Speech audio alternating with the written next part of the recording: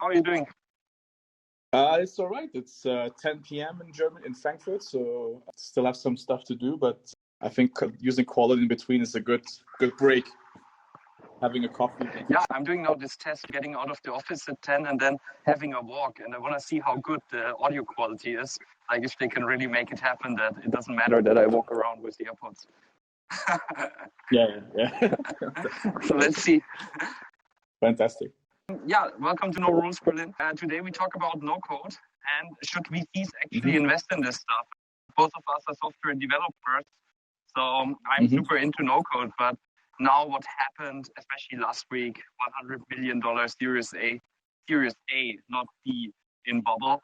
And so now like the biggest firms in the world, Sequoia, Excel, Insight Ventures, actually investing in those no-code systems that were perceived as amateur technology. And I guess we can ask ourselves today, first of all, should VCs invest in no-code? And second, what type of no-code? You have the platform layer and then also the application layer. And on the platform layer, you have internal tools, external tools. And on applications, you have like the indie hacker movement. But of course, when it's venture, it's about building billion-dollar companies. And I guess it's amazing to discuss that, especially because both of us were super early cloud adopters like AWS, Microsoft Azure, API. Yeah, I'm super excited. What's your take on this no-code thing? So let me maybe take it from the other side a little bit. So I still think these numbers are way too low for Bubble.io. I think this will grow in value tremendously because if we go back a little bit in time, we had this type of automation, self-sufficient type of tools already in the 90s. Remember, or maybe you don't remember, I don't know, but we had IBM starting these tools called IBM Workflow. No, what was it called? FlowWorks or something, which is already like the first wave of like, not like going one step ahead and already utilizing these kind of click it through and you can build your workflows and it's message driven. And then later in 2005, we had UiPath, which is also one of these type of tools. And now with platforms, like we get to a level where Debbie, the super creative lady in marketing, cannot just build the website like on Wix.com, but also implement some higher logic in calculating some stuff when people sign up and try out these hypotheses and be self-sufficient in doing that without any developers being involved to try out these experiments.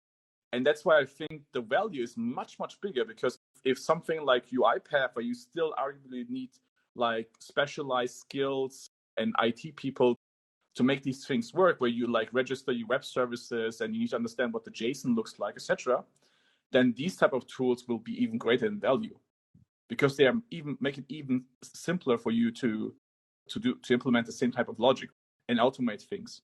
And then after all, being a developer, if we go one step back, so if we look at the picture overall from taking a step back, then what are these tools? So what is UiPath? What is Bubble.io?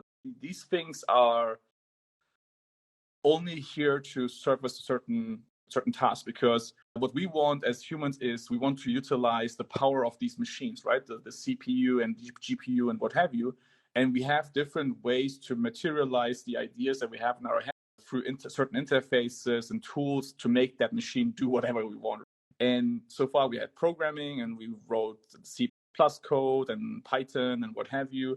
Then we had UI automation tools where the interface to the machine to give it certain instructions got more like matter and like we can achieve much more by clicking less buttons and writing less text and code. And so now what happens is that it gets even crazier, where it gets even simpler and also accessible to way more people who are not necessarily developers, to make the machine do whatever we think we want, to materialize our ideas and make the machine execute. So that's, I think, why if we look at UiPath, we look at all these things, Bubble.io and similar services will become much, much more valuable, I think.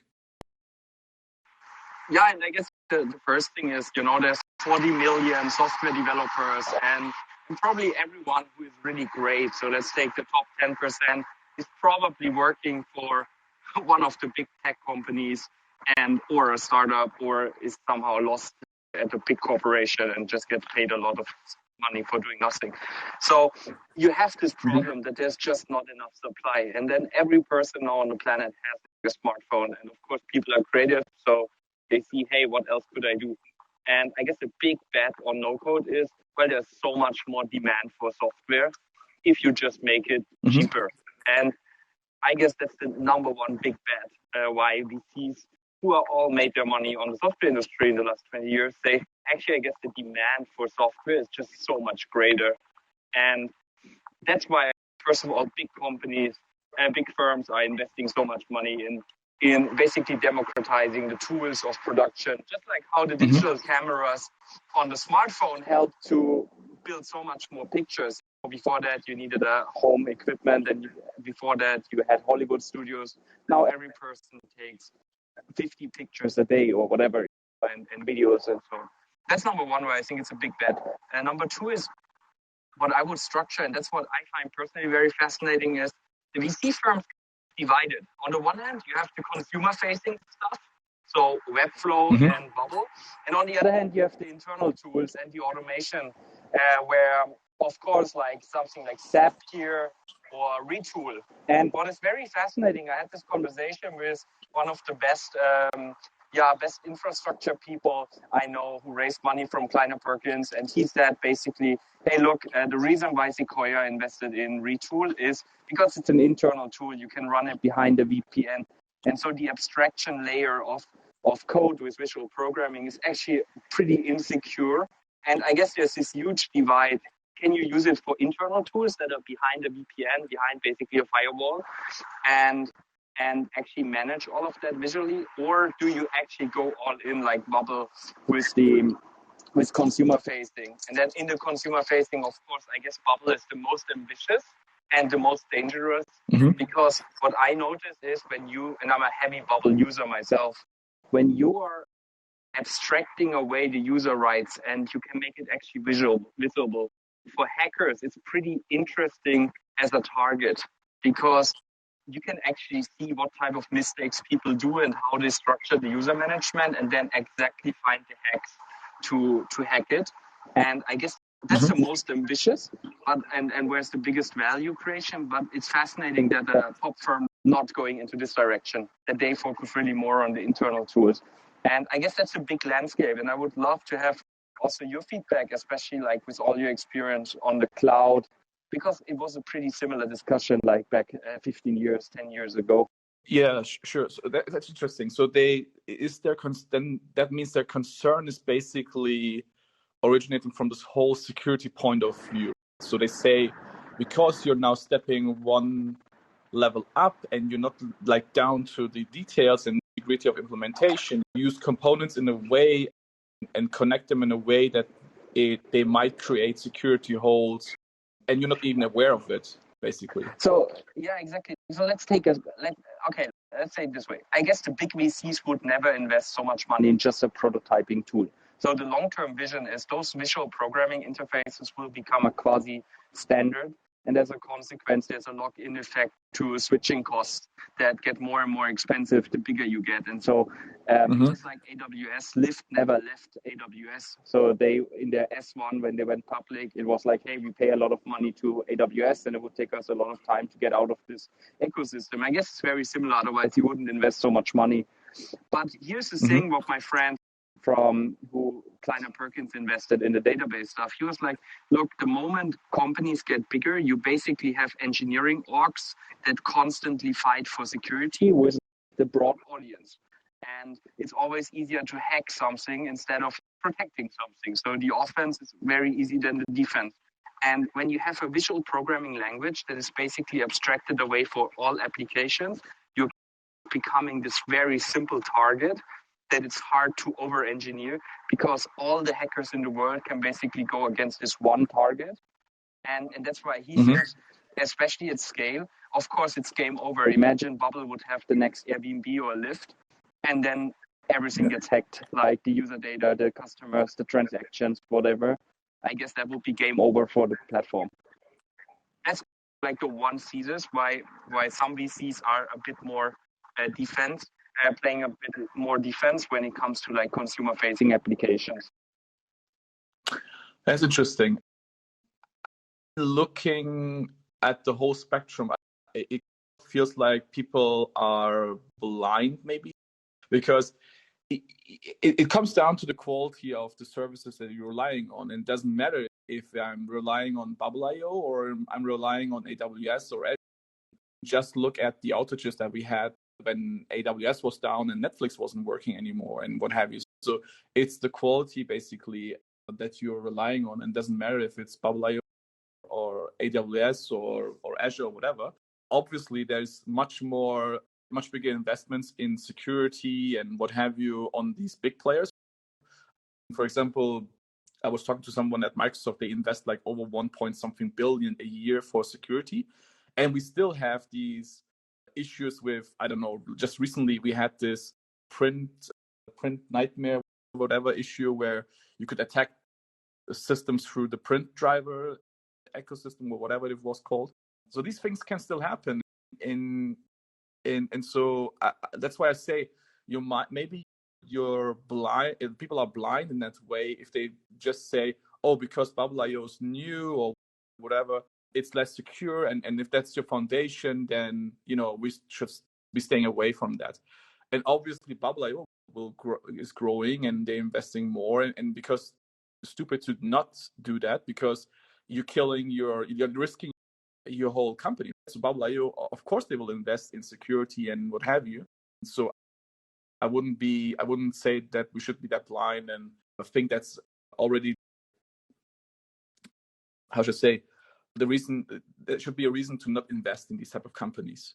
I think actually it's even smarter, because what you want as a startup is iterating quickly, learn what the market wants, get to a product market fit, and then you can still consider maybe partially not like investing or building a system on Bubble.io and doing it, I don't know, let's call it the traditional way, and writing the code, and maybe it's like more efficient or whatever the reasons are. But I think I would actually even encourage people to build your MVPs, build your experiments with Bubble.io and similar systems, and get quicker to the learnings, because that's what you want. Your runway has just a certain length, and if you can't get up, then you might need additional fuel or whatever. But it's the quicker you get to it, the faster you can differentiate from the other players on the market and take off, right? So I would actually say it's the opposite. It's actually quite smart to use these type of systems. Yeah, and I'm also super bullish on it. It's just like fascinating that the world's best VC in the world, like Sequoia, is like, hey, we take here it's less return just building the internal tools. Like it's the smaller bet, but that they didn't take the risk. I found it fascinating. It's one of the big things where I'm like, okay, I still have it on my mind, and I'm not ultra bullish, but it's fascinating. That's the one thing on the VC side. I guess the other thing on the VC side is, do you think, that was the title of the show, should VCs invest in no-code things? I guess the big question is it winner takes it all? Can you get big returns? What's your take on it? There's now, I guess, a Stride VC, Harry Stebbins, was like posting this review of all of the no-code platforms that get funded now. And I find it fascinating, because I was betting really early, like still in the seed phase. I do only Bubble because I think it's the winner from a product perspective. But now there's like popping up 100 platforms. And so the question is, every VC is, hey, we should also invest in one of those no-code platforms. And I don't know, what's your take on that? So when you say no-code platform, you mean Bubble.io, if they should invest in these, right? Like the next generation, Adalo, Rose, whatever, I mean, software. Definitely they should invest, because even if it's not, even let's say we get to a scenario where nobody uses these type of platforms to build like the final products that will be in the hand of the user, but for prototyping or very temporary used websites and tools and what have you that are only up for 3 months or something, even that gives us tremendous value. And if you look at what's happening for 3, 4, 5 years ago, we had like real, like the enterprise version of Bubble.io, let's say, right, with tools. I forget what the name was on AWS, but on Microsoft's platform, it's Power Apps, I think, where you can build enterprise workflows just like by clicking on these building blocks, and they would like chain together. It looks at the response, and you can take piece of the response and then push it through and have some logic and what have you. There's so many people using that. It's amazing. And of course they invest in security and what have you, but it's a totally viable and useful thing. And now we just see that pushing toward on the, how should I say, on the consumer part, like consumer applications, that actually the interfaces towards the users is now also being built like with these type of systems. In the enterprise world, this is nothing new. Like this is happening full throttle for 4 or 5 years. And if we get going further back, like I said, with UiPath, this has started like back in 2005 or 6 or whatever it was. And then even in the 90s, we had these type of systems like where it originated with the IBM services and what have you. But I would say like latest since 2010 or so, this is something super normal that you use in the enterprise world. And now it's just pushing towards the consumer application world. I think, like personally, I guess there's a few really nice opportunities that I saw in the no-code space, especially for VCs, that now this entire ecosystem is going to explode. Like number one, I think vertical tools that make it easier to integrate the big APIs. So let's say you want to run a bank. What would be the no-code solution to have like your own bank license? So you have all of those providers like Stripe or like all of those fintech APIs, but they're very complicated. What would be the no-code solution for that? Because I guess the abstraction layer here, that you make it visual and easy, there could be some super nice verticals that have a very long lifetime value for the customers because they probably never leave. And even the APIs are built for developers. So going really vertical by vertical and payments is probably the best one that you can go. That's what I find really interesting. The other one is like taking the business model of no code, and that is you basically start for free. Then you enter your credit card, and one day you become enterprise. I guess there's a lot of more opportunities where user interface and making it really easy to get started. You know, like the next billion people can't learn Bubble. It's too complicated. And I guess there needs to be a even easier way to start. And some companies like Clyde and so on are starting really on the user interface to make it so easy for people to program. And then you slowly step up the learning curve that you go to the very complicated tools. And I guess those companies are at least an acquisition candidate for the big platforms, Webflow, Bubble. And the last one, what I find really interesting to invest as a VC is actually AI-driven automation. I know one company here in Berlin, basically they operate out of Berlin, but they are funded by VCs in Silicon Valley. But they are like, hey, can we do SAP here, but we supercharge it with like language. Like SAP here is pretty primitive. If else, what would be if you build a statistical model around it and actually let it learn with a deep learning approach? I guess that's also an interesting thing, like putting those tools on steroids with AI. And that's one I found really interesting as well, because you could go through all of those no-code tools. Of course, the big vision is going from natural language, like you just talk and then a website is built. But I guess the first step into it is actually supercharging those automation tools that already exist. That's the three big ones that I see. Yeah, that's quite fun because I remember a year ago something. Actually, I think just when the pandemic started, we talked about this in, I don't know if you remember, we talked about Bubble.io type of tools and the GPT-2, I think back then when they first started predicting the code that you want to write. Remember, we talked about this. I think at some point it has to collide, right? So it has to collide at some point where we now make it so abstract that, or it's like simple to build these applications. And now, why can't you just predict basically the interface, right? For example, the interface, like what should be the alignment, or what should be the logic that you're checking? Like when you sign up, there should be certain fields populated and not. So I think this world has to collide at some point, and it will collide. And so we'll get to a Bubble.io supercharged by AI, where you just tell it, maybe you just speak to it and say, listen, I need this website where my party for my party, for my World Cup 20 whatever, where they need to sign up, etc. And it has to verify it by their driver license, and by the way, charge them directly. We provide 3 prices. One is the simple package, second bigger package, and then the third one for 5K, whatever, right? So why can't that happen? And it will happen, I think. And then at some point, the end game is then that Neuralink will connect directly to the supercharged Bubble.io, and just think about it, and it will build your service, right? That's crazy. So there will be some collision, and I think that will just happen. But one thing I want to ask you about is, there was this interesting comment by Chamath when Salesforce acquired or announced, I think, to purchase Slack, and he said that the interesting part about Slack is that now, as everyone is using the Slack and you have this federated trust relationships between Slack workspaces, magical things happen as people from different teams or even different corporations can work in the same workspace, use the same accounts and identity and what have you.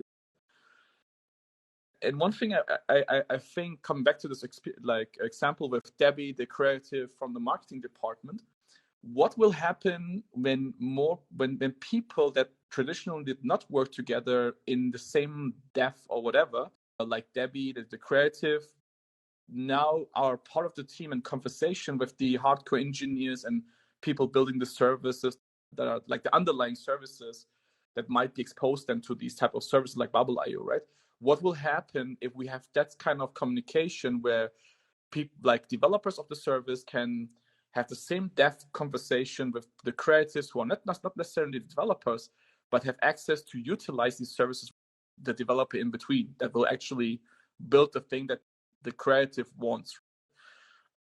So it is quite interesting. I'm not sure what will happen, but I think it will supercharge a little the whole way we build software. Yeah, I guess it's very interesting what you point out, and it's a great way to go to the next conversation, because, and it's nice, by the way, that we have some listeners. So if someone wants to call in, I guess you just have to push the button, and we're happy to get you into the conversation. So I guess the second question is, what is actually happening to the world if 1 billion people can program? And that's exactly what you mentioned. And we have this concept now in Berlin where we say maybe companies really have a no-code culture. So they have a culture where not every single, like today, every single person can write, can read, and do mathematics. And that was not the same like a few hundred years ago. Like most people, like we would not be able to write and read. It was done for the priests and for a very small elite of people. And I guess today we have something similar with programming, where just a very small elite of people is able to actually program computers.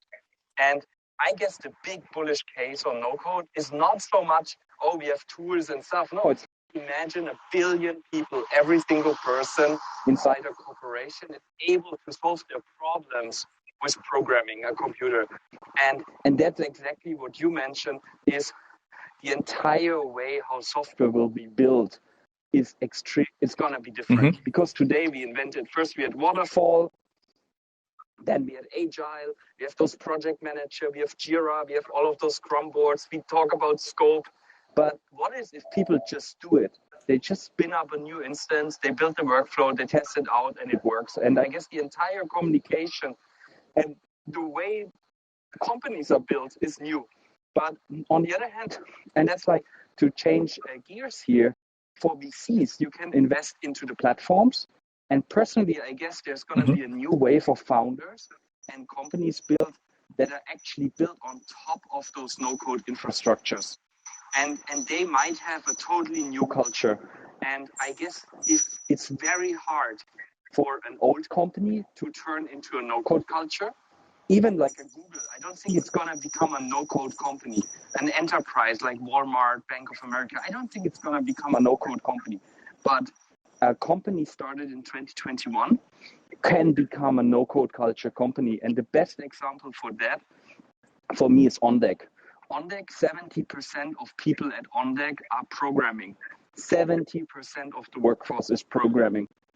And as a consequence, they can scale faster, they can scale with less people, they have better communications, they have better processes. And what's very interesting, that comes back to your point, the job and role of the developer is changing.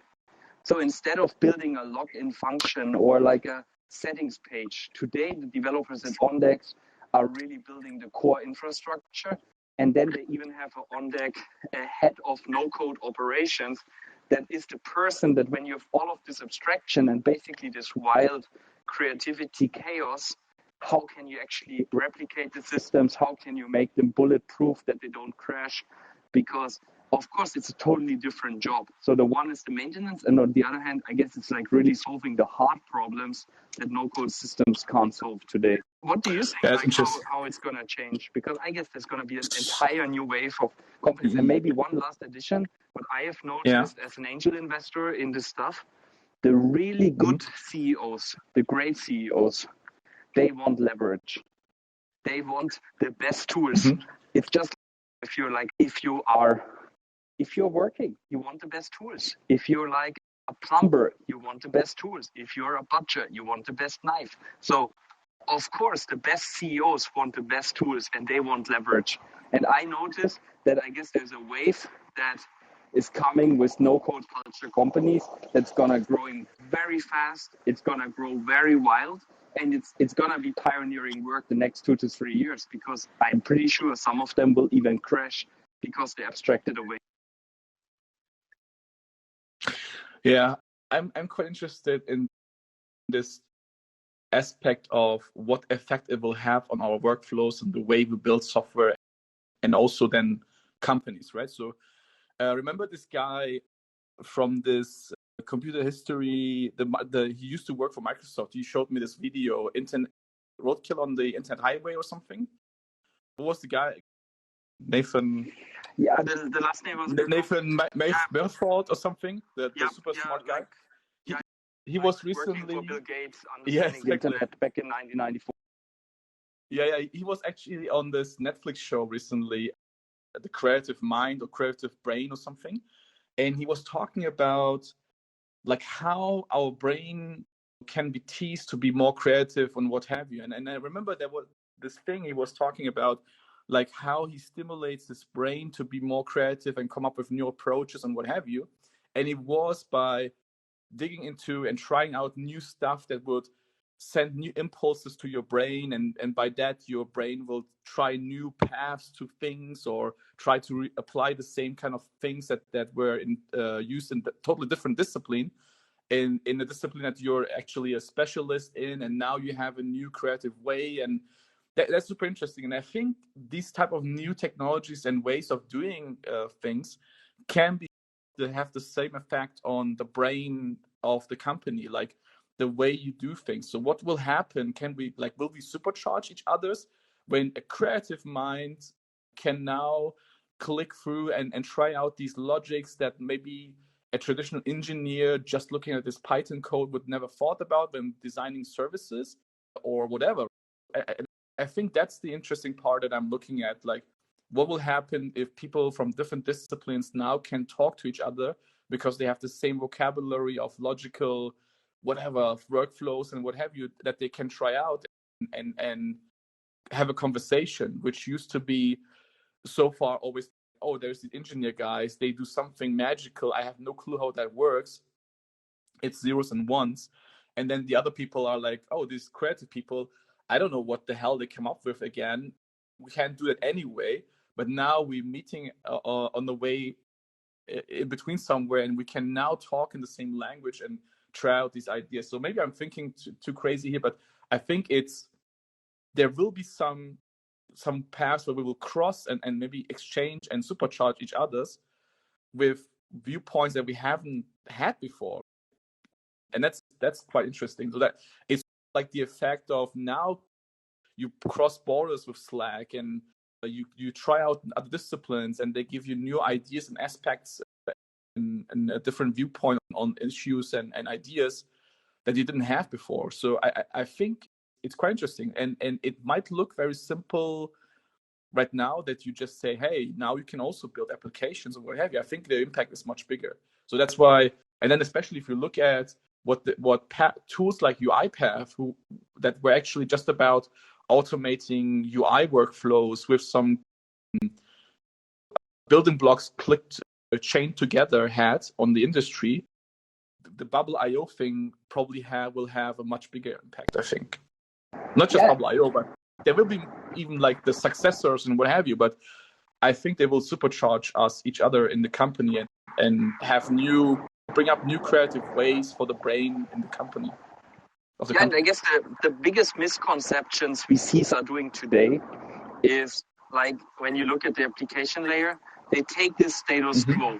So they say, oh, a traditional website or marketplace or SaaS business takes 6 engineers, they do it for 2 years, and with no code, it can be one person doing that in half a year, whatever. And so you take the status quo and you say, it's 5 or 10 times cheaper. Okay, this is like the indie hacker movement or so. But I guess what is so interesting is when you look back in the history of computers, look back at the smartphone. So the first iPhone was $1,000. Today, the iPhone is still $1,000, but it's 1 million or 10 million times faster. And so what is happening? We do totally different use cases. And look at a website back in 1995 that costed $1 million. Look at a website today that costs $1 million. So it's totally different. And I'm pretty sure, like with no code, one of the biggest misconceptions right now, taking the status quo of software production and saying it's actually for the amateurs and it's small and it's cheaper. But I guess what is really happening is, and I see this with those CEOs I'm investing in, they become 10 times more ambitious. So I'm investing right now in this startup. At seed stage stuff, you would need 200 engineers, 200. And of course, the startup is now starting with 10 million seed, but actually it would have to start with 100 million seed. So the founder just became 10 times more ambitious, and he's like, okay, I go into sustainability. I go into full supply chain. I go into IoT, and you're like, okay, this guy is crazy, but it can be done with 10, 20 no-code devs. And that's the fascinating point. So the budget stays the same, but the ambition gets 10 times higher. And I guess that's where VCs have a huge misconception right now, that they take this indie hacker movement and see it as amateur technology. And the second one, what I guess is really changing is when you have 1 billion people programming and you have everyday new software, I guess it's going to be very hard to product differentiate it. And my friends from the music industry and their Berlin is really, they say, I saw this movie before. Before that, a CD, a compact disc costed like $10 and you bought it in a store. Today, 15 years later, you have streaming. So for $10 a month, you get all the music in the world. And I guess what is happening is product differentiation is going to be 100 times harder with no code. So marketing will be more important. And second, I guess the standard SaaS model that everyone talks about, pricing per seat, I guess that's going to be really hard to get in 5 or 10 years, $10 a month per customers. I guess there will be just so much competition. And that's why I'm personally only investing in businesses that are running on a transaction model. So I'm only investing in businesses that say, hey, I take a take rate of 4%, 2%, 6%, I'm going to have network effects. And I guess that's like the two big misconceptions. So one is like people will just do the same as today. And the second one is, I love this SaaS model where I pay $9 per month per user. And that's the two things where I guess they're going to change totally the game. Yeah, but that's actually good. It's a good development that actually it's harder than to just differentiate by the software itself. So it means that people have to focus much more, even harder. They should already now, but much more on product market fit, actually building things that solve a problem instead of just copying and making it or whatever. So I think that's a good development. And then we take it like we're going full circle now. So it means, so you're looking at it from the investor point of view. I was in the beginning saying that basically it's about how can we quickest possible leverage the machine's raw compute power, right? So you say the guy is crazy, can super focused on doing things that 300 developers would be usually required in traditional ways. I just say there is this thing in your head that you want to materialize and like somehow in code that you can execute on a machine to leverage this compute power, and it's the same thing. So it's actually just another tool on how we can quicker to something that can leverage this compute power, and then to enable our use cases that actually build other products and that will give people to people, and that's it. So it's just another tool. And then the thing on top that I was saying is really what's the effect on how we do it, like how we do the things on top, like coming up with these ideas and trying them out. Is this a good idea? Is this a good feature for the product, etc.? So I think overall it's a good development. And again, I would say let's not be blind. Let's not think that this is for amateurs and what have you. Actually, it's a great tool to try out ideas and iterate much quicker, and then get quicker to the product market fit. Because as a startup, we're small. We're not a big corporation like Apple that can enforce certain products and features and behavior to the users. We have to come up with something and figure out what the product market fit looks like and what people actually want. And so it's actually a good tool in our toolbox to get to that quicker and enable us to do that. So good development overall. Yeah, absolutely. And I think of the consumer, like having more selection, just like going back to the music industry. Before that, it costed half a year, 5 people in a studio producing one compact disc that you had to go to a store. And now every single person in his bedroom can basically create music. And what is happening is that the business model changed to streaming. So we can all listen music for free, And I guess this is a good move. It is a good development.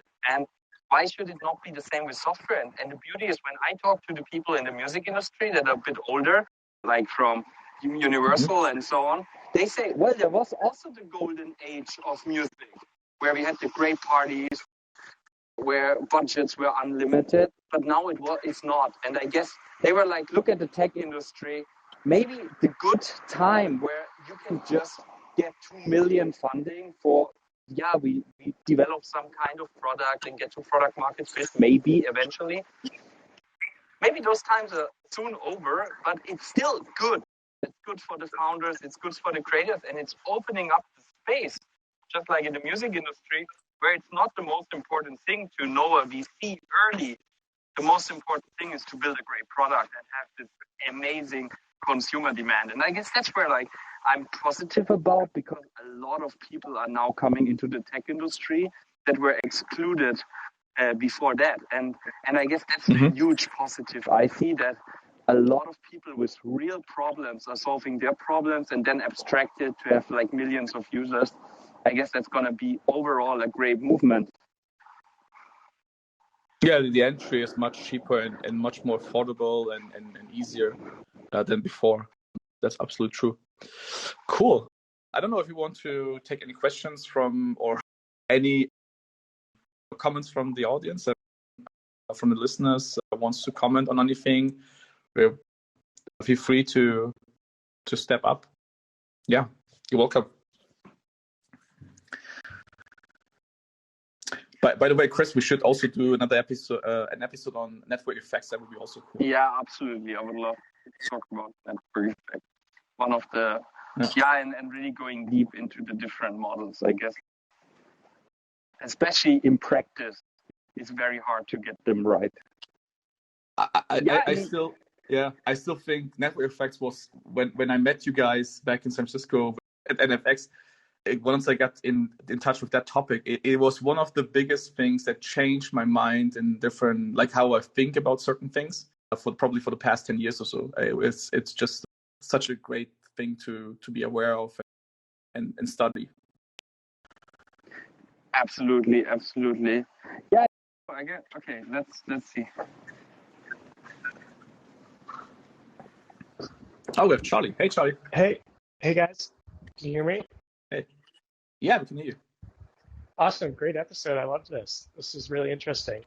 I'm just wondering how how how open are these no code systems? Because I'm just wondering if one thing I come from the cryptos came from the worked in the crypto space previously, and one of the big benefits of these smart contract platforms is their composability and how they're open and like one application can plug in and tap into another application. So they're like Legos and building blocks. Are some of these no code systems composable with other no code systems, or are they still these kind of silos? I think so, but Chris can probably answer. There's two ways to it. Number one, most of them, if you take Airtable, if you take Webflow, if you take Bubble, are very extensible with, like, I tried everything out. You can build your own API connectors, so you can basically connect every single API. Then you can make out of your own application your own API. So you can also send data out and have your own microservices that you access. And you can build your own plugins. You can basically insert whatever programming language into that system, and they all connect to each other. Like, so if it's Bubble with Airtable, Airtable with Webflow, Webflow with Zapier, whatever, like you can really extend them. So like from a user perspective, definitely. From a business model perspective, those systems clearly are closed systems. So they are all running on this promise. That's why they raise so much money that you have a high switching cost to leave them. So basically your data gets in and out. Yeah. You can have your own database, but the core idea is always, like, from a business model perspective, to lock you in. But I guess it's like a two-sided way. Yeah, it all comes down to a network effect, and I'm looking forward to the next room you guys do about that. Yeah. Amazing. Thank you so much. Yeah. Thanks. Hopefully I can meet up with you guys in Berlin sometime. I love that. That's gonna be fun. Okay, take care, right. and thanks. Have a good one. Thank you.